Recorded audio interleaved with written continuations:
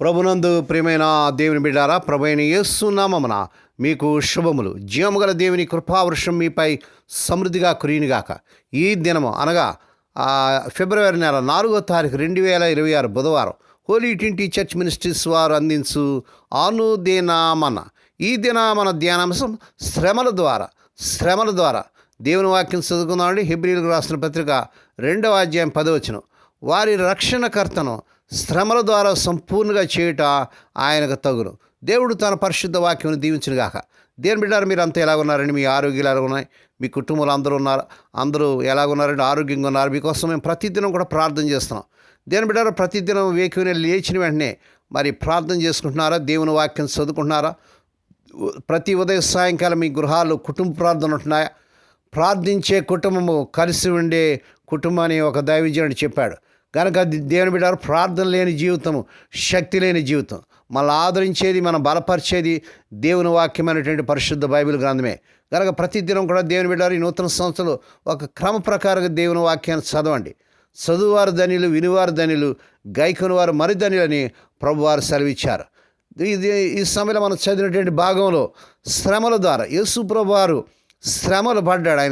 ఆయన శ్రమ పడ్డాడు. ఆయన శ్రమ అంటే ఏంటో, కష్టం అంటే ఏంటో, వేదన అంటే ఏంటో, కన్నీరు అంటే ఏంటో, ఆకలి అంటే ఏంటో ఆయనకు సమస్తం కూడా తెలిసిన వాడుగా ఉన్నాడు. అనాదిగా మానవుని శ్రమల గురించిన అంశం ప్రపంచమంతటా ఒక నిరంతర చర్చనీయాంశంగా కొనసాగుతుంది. వాటిని గురించిన ప్రశ్నలు మానవుని మనసులో నిరంతరం కొనసాగుతూనే ఉన్నాయి. ప్రపంచమంతటా శ్రమలచే ప్రభావితం చేయబడిన పరిస్థితులు, వాటి ఫలితంగా వచ్చే సమస్యలు మానవుని అనునిత్యం కలవర పెడుతూనే ఉన్నాయి. వీటన్నిటి మధ్యలో దేవుని బిడ్డగా మనకున్న గొప్ప ఆదరణ ఆయన వాక్యము. దేవుని స్తోత్రం. నీ వాక్యము నన్ను ఆదరిస్తున్నది అంటాడు. మన పరిస్థితులు నిరాశాజనకంగా మారినప్పుడు, అవి మన మనసును కృంగదీసినప్పుడు, అవి మన హృదయాన్ని బద్దలు చేసిన, మన శరీరాన్ని కుప్పకూరు తీసినప్పుడు జాబుల కోసం, ఓదార్పుల కోసం మన దేవుని వాక్యం వద్దకు పరుగులు తీయవచ్చు. దేవుని స్తోత్రం. దేవుడు ఈ నూతన సంవత్సరంలో దేవుడు మీకు ఇచ్చిన వాగ్దానాలు ఎత్తి ప్రభు సన్నిధిలో ప్రార్థన చేయాలి. ప్రతి దినం కూడా వాక్యం చదివేటప్పుడు పరిశుద్ధాత్మ దేవుడు మనకు గొప్ప వాగ్దానాలు ఇస్తాడు. వాగ్దానం ఎత్తి ప్రభు సన్నిధిలో ప్రార్థన చేయటం మనం దేవుని బిడ్డమైన మనం అలవాటు చేసుకోవాలి. శ్రమల్లో 3 రకాలు ఉన్నాయండి. శిక్షించేందుకు వచ్చే శ్రమలు, క్రమశిక్షణ కొరకు వచ్చే శ్రమలు, ఆత్మీయంగా బలపరిచేందుకు వచ్చే శ్రమలు. శిక్షించేందుకు వచ్చే శ్రమలు పాపఫలితంగా వచ్చే శ్రమలు. క్రమశిక్షణ కొరకు వచ్చే శ్రమలు తప్పటడుగులు వేస్తున్నప్పుడు, తప్పుదారులు వెళుతున్నప్పుడు సరైన మార్గంలోకి తెచ్చేందుకు వచ్చే శ్రమలు. ఇవి స్వచిత్తాన్ని అనుసరిస్తూ వెళ్ళే విశ్వాసిని తన ప్రణాళికలోనికి తెచ్చేందుకు తన క్రమశిక్షణ చర్యగా దేవుడు అనుమతించే శ్రమలు. హెబ్రీయులకు రాసిన పత్రిక 12వ అధ్యాయం 5-11 వచనాల్లో ఈ క్రమశిక్షణ ప్రక్రియను గురించి అపోస్తలుడైన పౌలు గారు చక్కగా వివరించాడు. మీరు చదవండి. ఆత్మీయంగా బలపరిచేందుకు వచ్చే శ్రమలు విశ్వాసిని అత్యున్నతమైన ఆత్మీయతలకు ఎదిగేలా చేస్తాయి. దేవుని బిడ్డ, శ్రమల గుండా పెడుతున్నావా? ఎంత ప్రార్థన చేసినా నా శ్రమలు పోవట్లేదు, నా కష్టాలు పోవట్లేదు. ఈ నూతన సంవత్సరంలో కూడా మరి గతించిన సంవత్సరం వల్ల నా పరిస్థితి ఎలా ఉందని ఒకవేళ బెంబేలు పడిపోతున్నావా? నిరాశ నిస్పృహలు ఉన్నావా? దేవుని బిడ్డ, నువ్వు ఏమి నిరాశపడదు. నీ ప్రార్థనకు దేవుడు తప్పకుండా మరి జవాబిస్తాడు. నీ శ్రమల్లోనే గొప్ప దీవెన ఉంది. మొదటి 2 శ్రమల కంటే ఈ ప్రక్రియలో అనుమతించబడే శ్రమలు చాలా భిన్నమైనగా ఉంటాయి. ఈ యొక్క శ్రమలు భరించడం చాలా కష్టం. అందుకే ఇవి అతి అరుదుగా కొద్దిమంది దైవజనుల జీవితాలు మాత్రమే అనుమతించబడతాయి. రక్షింపబడని భార్యలతో మానసిక వేదన అనిపించే భర్తలను, రక్షించబడని భర్తలతో శారీరక వేదన అనిపించే భార్యలను మనం చూస్తుంటాం. అలానే రక్షింపబడని పిల్లలతో శ్రమలు అనిపించే తల్లిదండ్రులు, రక్షించబడని తల్లిదండ్రులతో బాధలు అనిపించే పిల్లలు కూడా మనకు కనిపిస్తుంటారు. ఇవన్నీ సాధారణ విషయాలు ఏమి కావు. ఇలాంటి వాటిని అనిపించడం కూడా అంత సాధారణమైన విషయం కాదు. కుటుంబ సభ్యులతోనూ సమీప బంధువులతోనూ మనం అనుభవించే శ్రమలు అయినప్పటికీ వాటిని అనుభవించడం మాత్రం అంత సులభమైన విషయం కాదు. మన ప్రభువు కూడా ఇలాంటి శ్రమల గుండా పయనించిన వాడే.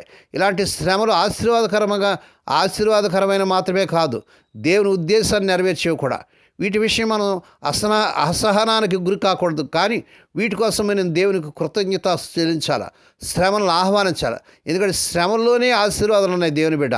గనక ఓపికతో ఎదురు చూడండి. ఈ నెలలో దేవుడు మీ పట్ల మీకు అద్భుతాలు చేయబోతున్నాడు, ఆశ్చర్యకారులు. మీ శ్రమలు కష్టాలు తీసేసి మీకు గొప్ప దీవెన ఆశీర్వాదం ఇవ్వబోతున్నాడు. యేసయ్య కూడా ఆ రీతిగానే శ్రమలు అనుభవించాడు. దేవుడి మాటలు దీవించిన ప్రార్థన చేసుకుందామండి. పరిశుద్ధుడైన మా తండ్రి, నీ పరిశుద్ధ నామమునకు వందనాలు స్తోత్రాలు చెల్లించుకున్నాం నాయన. స్వదేశ విదేశాల నుండి వర్తమానం వింటూ అనేకులకు షేర్ చేస్తూ, లైక్ చేస్తూ, సబ్స్క్రైబ్ చేస్తున్న మా ప్రియులందరినీ దీవించండి. వారు రావాల్సిన దీవులు మెండుగా దయచేయండి.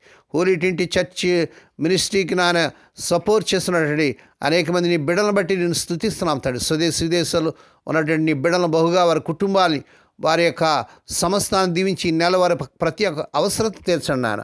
హోలీ ట్వంటీ చర్చ్ మినిస్ట్రీస్ ద్వారా మారుమూల గ్రామంలో, మురికివాడలు, మరి నాయన ఆయా రాష్ట్రాలు, ఆయా ప్రాంతాల్లో జరిసిన పరిచయను, నీ దీనదాసులను, విధవరాలను, దిక్కులేని బిడ్డలను, తండ్రి లేని బిడ్డలను జ్ఞాపకం చేసుకొని ఈ నెలలో వారి ప్రతి అవసరం తీర్చండి.